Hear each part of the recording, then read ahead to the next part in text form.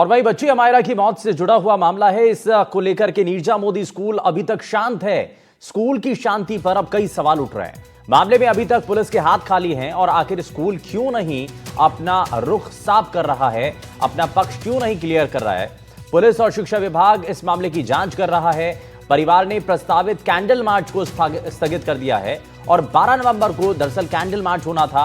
बच्ची अमायरा की मौत के मामले में इंसाफ कब मिलेगा, यह सवाल बना हुआ है। जहां एक और मामले में शिक्षा विभाग और पुलिस अपनी ओर से जांच कर रही है, तो वहीं दूसरी ओर बच्ची के माता पिता इंसाफ की लड़ाई लड़ रहे हैं। इस मामले में बच्ची का नीरजा मोदी स्कूल अभी तक शांत है, वहां से कोई स्टेटमेंट नहीं है। अब इससे सवाल उठना लाजमी है कि स्कूल आखिर अपना पक्ष क्यों नहीं रख रहा है। जानकारी के मुताबिक परिवार ने निजी कारणों से 12 नवंबर को प्रस्तावित कैंडल मार्च स्थगित कर दिया और इस कार्यक्रम को कुछ समय के लिए स्थगित किया गया।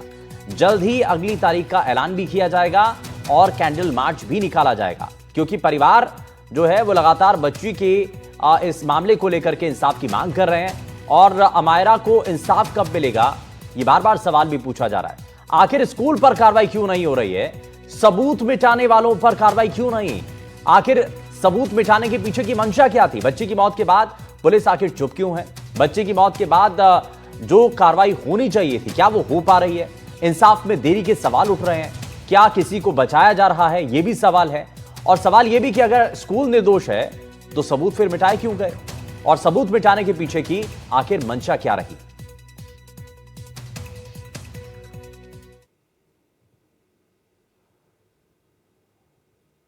और वहीं दूसरी ओर बच्ची के माता पिता इंसाफ की लड़ाई लड़ रहे हैं और इसी के क्रम में अमायरा के घर पर अभिभावकों ने उनसे मुलाकात की। साथ ही इस मामले को आगे उच्च स्तर तक ले जाने के लिए एक कार्यक्रम पर चर्चा भी की है। अभिषेक जी, किस तरीके से अब इस पूरे मामले में आगे आप लोग बढ़ेंगे, क्या कुछ बात हुई है, क्या कानूनी प्रक्रिया का किस तरह से सहारा लिया जा रहा है, साथ ही किस तरीके से इस चीज़ को और लोगों के ध्यान में लाया जाएगा। बाकायदा जिस प्रकार से जब 1 तारीख को ये घटना घटी उसके बाद से लेकर आज 8वां दिन बीत चुका है। 8 दिनों के अंदर अभी तक ये मालूम नहीं पड़ पाया है कि अमायरा को कैसे इंसाफ मिलेगा। इसी संशय को लेकर के आज हम लोगों ने अमायरा के घर पर उनके माता पिता के साथ और विभिन्न सामाजिक संगठनों के साथ एक मीटिंग बुला रखी है।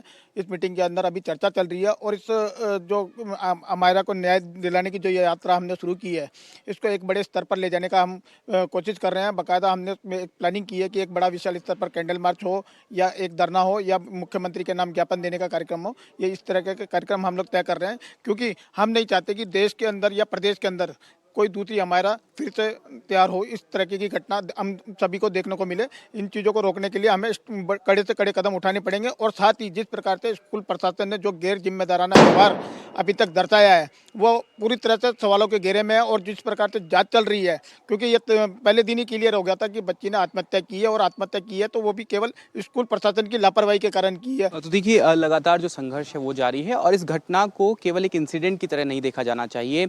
इस घटना को एक मैसेज के जरिए देखा जाना चाहिए। इस तरीके से देखा जाना चाहिए कि किस तरीके का एक पैटर्न जो है वो नया सोसाइटी में डेवलप हो रहा है। तो बिल्कुल इन लोगों की भी मांग है और इसमें एक ये बिल्कुल सवाल खड़ा होता है कि किस तरीके से जो हमारी शिक्षा नीति है, किस तरीके से जो हमारा सामाजिक परिदृश्य है, जो सामाजिक ढांचा है, वो किस तरीके से बच्चों के मानसिक स्वास्थ्य पर अब प्रतिकूल प्रभाव डाल रहा है। साथ ही उनका जो मानसिक विकास है वो किस तरीके से ठीक तरीके से नहीं हो पा रहा है। जिस तरीके से एक बच्चे का विकास होना चाहिए पीढ़ी दर पीढ़ी और जो स्टेप बाय स्टेप जो सीढ़ी दर सीढ़ी जो एक विकास होना चाहिए, उसमें किस तरीके से जो तमाम चीज़ें हैं, जो तमाम और पहलू हैं, जिसमें खास करके जो सोशल मीडिया और जो तमाम टेलीविज़न और जो प्रोग्राम्स हैं वो किस तरीके से प्रतिकूल प्रभाव डाल रहे हैं, इस पर भी एक जो विचार है वो किया जाना चाहिए। साथ ही सरकार इस पर क्या लेगी, एक्शन लेगी, किस तरीके से सरकार को इस एक मामले में न्याय के साथ ही इस पूरा ये जो घटनाक्रम है उसमें जो पूरे पहलू हैं उन पर ध्यान देना चाहिए। इसको लेकर के भी जो सवाल हैं वो खड़े हुए हैं। कैमरामैन निर्मल कुमार के साथ विश्वास शर्मा, एनडीटीवी। और मामला बेहद गंभीर है और इसीलिए इस मामले को लेकर के ज्यादा जानकारी के साथ हमारे सहयोगी विश्वास हमारे साथ जुड़ गए हैं। विश्वास, इसमें परिवार के लोगों से भी बातचीत हुई है, कैंडल मार्च किया जा रहा था और इस मामले को लेकर के इंसाफ की मांग लगातार उठ रही है। अभी कुछ तय हुआ है, क्योंकि अभी फिलहाल जो कैंडल मार्च था वो तो स्थगित कर दिया, लेकिन आगे कब होगा, क्या उसकी तारीख तय हुई है?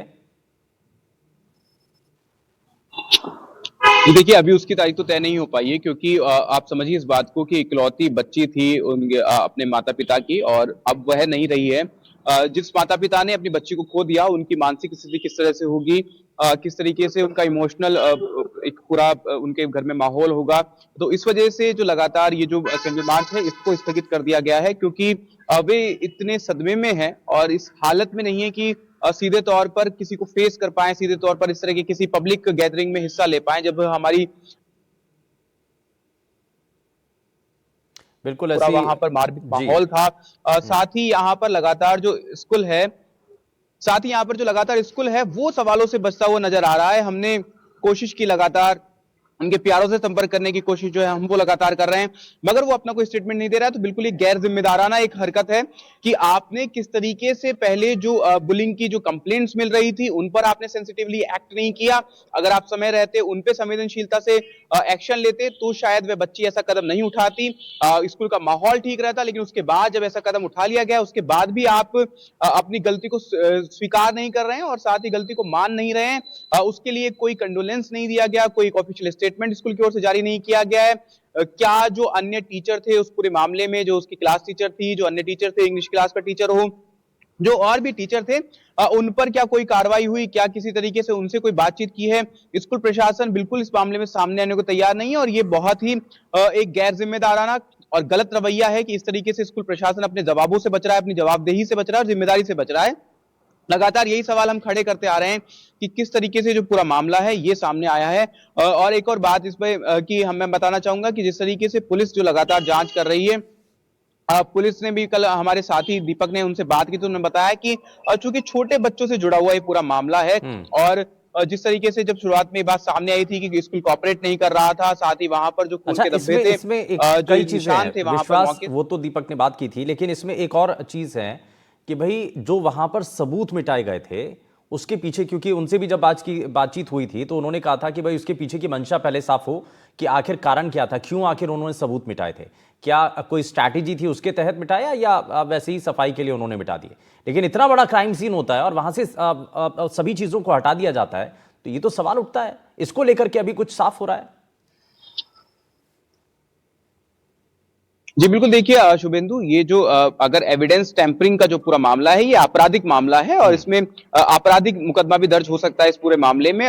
फिलहाल जब हमारे साथी ने उनसे बात की तो जो वहां पर थाना अधिकारी हैं, जो कि जांच अधिकारी भी हैं इस पूरे मामले में, उन्होंने बताया था कि चूंकि वहां से ब्लड स्टेल्स वगैरह हटा दिए थे, उसके बावजूद हमने आसपास की किसी चीज से जो जहां पर थोड़े बहुत निशान बच गए थे, वहां से जो सैंपल्स हैं वो कलेक्ट किए हैं और एफएसएल टीम को भेजे हैं।